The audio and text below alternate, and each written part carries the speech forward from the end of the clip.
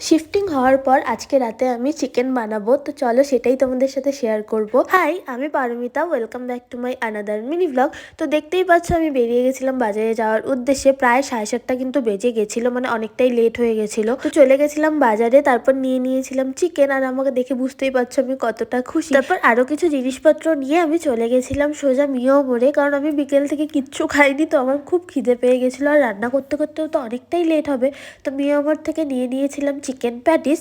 আর বাড়িতে গিয়ে কিন্তু আমি সেটাই খাচ্ছিলাম। আর সাথে কিন্তু আমি নিয়ে নিয়েছিলাম একটা ছোট্ট কিউট ওয়ারেস। আগে আমি কখনো খাইনি। এটার দাম তোমাদের বলে রাখি 10 টাকা। আর খেতে কিন্তু খুবই টেস্টি। আর এখানে আমি এটারই রিভিউ দিচ্ছিলাম। যাই হোক, এসব খেয়ে কিন্তু আমি চলে গেছিলাম রান্না করতে। আর এই যে আমি চলে গেছিলাম চিকেনটাকে ম্যারিনেট করতে। ম্যারিনেট করে আমি কিছুক্ষণ রেখে দিয়েছিলাম। তারপর চলে গেছিলাম এই সবজিগুলো কাটতে, মানে পেঁয়াজ, টমেটো, আলু এগুলোই কাটতে।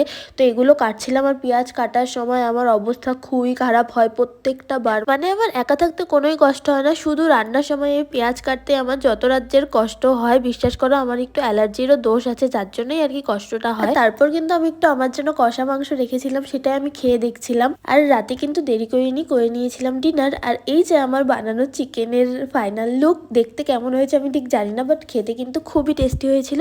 আজ তাহলে আসি, টাটা।